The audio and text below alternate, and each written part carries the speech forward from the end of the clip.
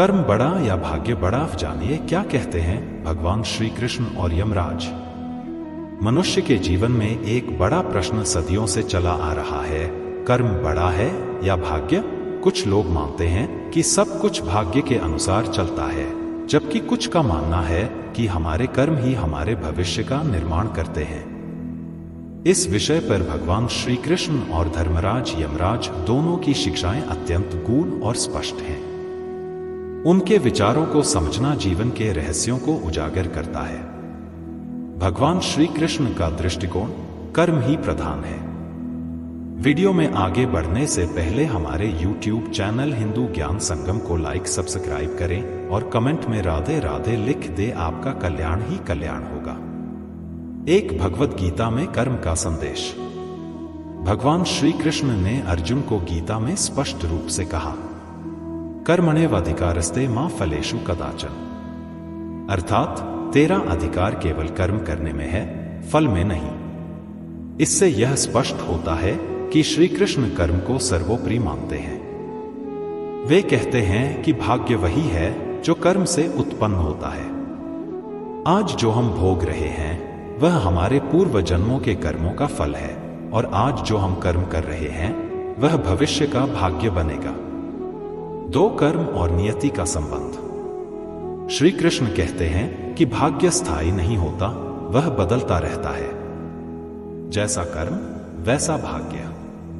मनुष्य यदि आलसी बनकर भाग्य के भरोसे बैठ जाए तो वह कभी उन्नति नहीं कर सकता, परंतु जो व्यक्ति कर्मशील होता है वह अपने भाग्य को भी बदल सकता है।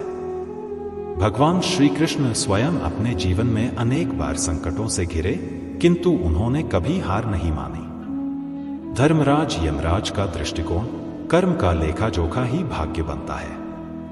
एक गरुड़ पुराण में यमराज की वाणी। यमराज गरुड़ पुराण में कहते हैं, मनुष्य का भाग्य उसके कर्मों का प्रतिबिंब होता है। यमराज के अनुसार प्रत्येक जीव के अच्छे बुरे कर्मों का लेखा जोखा चित्रगुप्त रखते हैं। जब आत्मा मृत्यु के बाद उनके पास पहुंचती है तो उस आत्मा को उसके कर्मों के आधार पर स्वर्ग या नरक मिलता है। दो यमलोक में न्याय का आधार कर्म। धर्मराज यमराज यह स्पष्ट करते हैं कि उनकी दृष्टि में न तो जाति महत्वपूर्ण है न कुल, केवल कर्म महत्वपूर्ण है। जो व्यक्ति सच्चे धर्म और सत्कर्म के मार्ग पर चलता है उसका भविष्य उज्जवल होता है, जबकि पाप करने वाला चाहे कितना भी भाग्यशाली क्यों न हो, अंततः उसे दंड अवश्य मिलेगा। कर्म और भाग्य का परस्पर संबंध। एक पूर्व जन्म के कर्म और वर्तमान का भाग्य। श्री कृष्ण और यमराज दोनों मानते हैं कि आज जो व्यक्ति भोग रहा है दुख, सुख, धन, दरिद्रता, वह उसके पूर्व जन्मों के कर्मों का फल है। उदाहरण स्वरूप, एक व्यक्ति अत्यधिक दान करता था, इसलिए अगले जन्म में वह अमीर बना। एक व्यक्ति क्रूर था, निर्दोषों को सताया, तो वह अगले जन्म में रोगों से ग्रस्त और दरिद्र हुआ। दो वर्तमान कर्म से भविष्य का निर्माण। श्री कृष्ण कहते हैं कि कोई भी जन्म ऐसा नहीं होता जिसे कर्म से बदला ना जा सके। वे अर्जुन से कहते हैं, हे पार्थ, तू युद्ध कर धर्म के लिए, क्योंकि यही तेरा कर्म है। यदि तू कर्म से पीछे हटेगा तो तेरा भाग्य भी नष्ट हो जाएगा। इसका सीधा अर्थ यह है कि कर्महीन व्यक्ति का भाग्य भी दुर्बल हो जाता है। भाग्य पर विश्वास क्यों करते हैं लोग? एक, जब कर्म का फल तुरंत नहीं दिखता। कई बार मनुष्य अच्छे कर्म करता है पर तुरंत फल नहीं मिलता। तब वह सोचता है कि शायद भाग्य ही सब कुछ है। परंतु श्री कृष्ण बताते हैं कि कर्मों का फल समय के अनुसार प्राप्त होता है और हर कर्म का फल निश्चित होता है। दो, समाज में फैली धारणा। कुछ लोग बचपन से सुनते हैं जो लिखा है वही होगा, यह सोच उन्हें निष्क्रिय बना देती है, परंतु यह अधूरी सच्चाई है।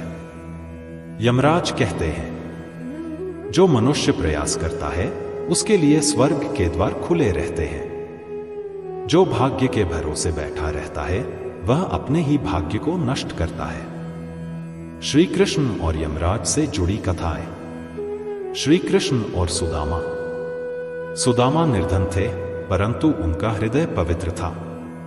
उन्होंने श्री कृष्ण से कोई सहायता नहीं मांगी, बस अपने मित्र से मिलने गए। श्री कृष्ण ने उनके कर्म, उनकी निष्ठा और भक्ति को देखकर उनका भाग्य बदल दिया। सीख: यदि कर्म अच्छे हो तो भाग्य स्वयं बदलता है। यमराज और राजा हरिश्चंद्र। राजा हरिश्चंद्र ने सत्य और धर्म के मार्ग पर चलते हुए घोर कष्ट सहे। यमराज ने कहा, राजन, तूने सत्य का साथ नहीं छोड़ा, इसीलिए स्वर्ग भी तुझे सम्मान देता है। सीख: धर्म और कर्म की परीक्षा समय ले सकता है, परंतु फल अवश्य देता है। कर्म और भाग्य पर संतों और ग्रंथों की राय। एक तुलसीदास जी। कर्म प्रधान विश्व करी राखा, जो जस करही सो तस फल चाखा। अर्थात यह संसार कर्म प्रधान है। जैसा कर्म मनुष्य करता है, वैसा फल उसे प्राप्त होता है। दो महर्षि वाल्मीकि। वाल्मीकि रामायण में श्री राम कहते हैं, धैर्य, परिश्रम और कर्म ही मनुष्य को महान बनाते हैं।